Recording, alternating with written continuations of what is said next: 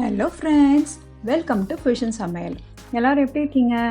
இன்றைக்கி நம்ம சேனலில் சூப்பரான ஒரு ஸ்நாக்ஸ் ரெசிபி தாங்க பார்க்க போகிறோம். ரொம்பவே ஈஸியாக குயிக்காக செய்யக்கூடிய இந்த ரெசிபியை எப்படி செய்கிறது வாங்க பார்க்கலாம். இந்த ரெசிபி பண்ணுறதுக்கு ஒரு மிக்சிங் பவுலில் 300 கிராம் அளவுக்கு ரவை சேர்த்துருக்கேன். ரவை நான் வறுத்த ரவை தான் சேர்த்துருக்கேன், நீங்கள் எந்த ரவை வேணாலும் சேர்த்துக்கலாம். ஒரு தக்காளி பொடியாக கட் பண்ணது சேர்த்துக்கலாம்.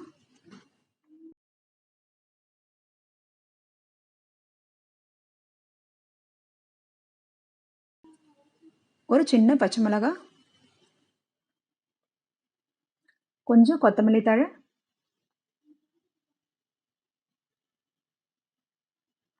ஒரு கேரட்டை துருவி வச்சுருக்கேன்.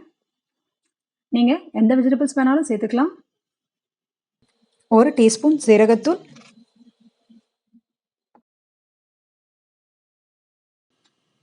ஒரு டீஸ்பூன் கரம் மசாலா, ஒரு டீஸ்பூன் பெப்பர் பவுடர்,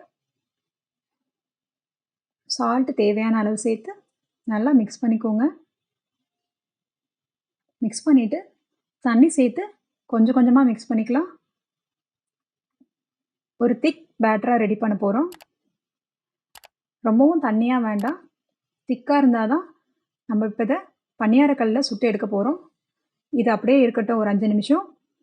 நெக்ஸ்ட்டு ஒரு மிக்சி ஜாரில் 2 தக்காளியை கட் பண்ணி வச்சுருக்கேன், அதையும் சேர்த்துக்கலாம். சேர்த்துட்டு 1 இன்ச்சு இஞ்சி, 4 பூண்டு இதையும் சேர்த்து ஒரு ஃபைன் பேஸ்ட்டாக அரைச்சி வச்சிடலாம். இப்போ பணியாரக்கல்லில் எண்ணெய் சேர்த்துருக்கேன். எண்ணெய் சூடான உடனே மாவை இதில் சேர்த்து அப்பா மாதிரி சுட்டு எடுத்துக்கலாம். கொஞ்சம் கொஞ்சமாக மாவை சேர்த்துக்கோங்க. இப்போ இதை 2 நிமிஷம் மூடி வச்சு வேக வச்சுக்கலாம். இப்போ இது 2 நிமிஷம் கழித்து திருப்பி போட்டுடலாம்.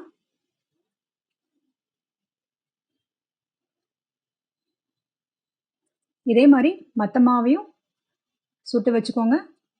நெக்ஸ்ட்டு ஒரு பேனில் எண்ணெய் சேர்த்துக்கோங்க. எண்ணெய் சூடானோடனே 1 டீஸ்பூன் கடுகு சேர்த்துக்கோங்க, 1 டீஸ்பூன் சீரகம், கொஞ்சம் கருவேப்பிலை, நம்ம அரைச்சி வச்சுருக்க பேஸ்ட்டை இதோட சேர்த்துக்கலாம். சேர்த்துட்டு நல்லா கலந்து கொடுத்துக்கோங்க. இதில் 1 teaspoon pepper powder, 1 teaspoon chilli powder, கொஞ்சமாக பெருங்காயத்தூள், இதை நல்லா கலந்து கொடுத்துக்கலாம். இதில் 1 டீஸ்பூன் டொமேட்டோ கெச்சப் ஆட் பண்ணியிருக்கேன், இது ஆப்ஷனல் தான். சால்ட்டு தேவையான அளவு சேர்த்துக்கோங்க. சேர்த்துட்டு நம்ம ரெடி பண்ணி வச்சுருக்க அப்பத்தை இதில் சேர்த்துக்கலாம். சேர்த்து நல்லா மிக்ஸ் பண்ணிக்கோங்க. இப்போ இதை 2 நிமிஷம் மூடி வச்சுக்கலாம். இப்போ பாருங்கள், 2 நிமிஷம் கழித்து நம்மளுடைய சூப்பரான ஸ்நாக்ஸ் ரெடி ஆயிடுச்சு. இதை நீங்கள் அப்பமா அப்படியே கூட செஞ்சு சாப்பிடலாம். ஸ்டஃபிங்கோடு சேர்த்து சாப்பிட்டீங்க அப்படின்னா டேஸ்ட்டு ரொம்பவும் நல்லாயிருக்கும், டிஃப்ரெண்ட்டாக இருக்கும். சைட் டிஷ்ஷும் தேவை கிடையாது. நீங்களும் ட்ரை பண்ணி பார்த்துட்டு கமெண்ட் பண்ணுங்கள். நம்ம சேனலை சப்ஸ்கிரைப் பண்ணுன்னா சப்ஸ்கிரைப் பண்ணிக்கோங்க. லைக் பண்ணுங்கள், ஷேர் பண்ணுங்கள், கமெண்ட் பண்ணுங்கள். தேங்க்ஸ் ஃபார் வாட்சிங். பாய். See you.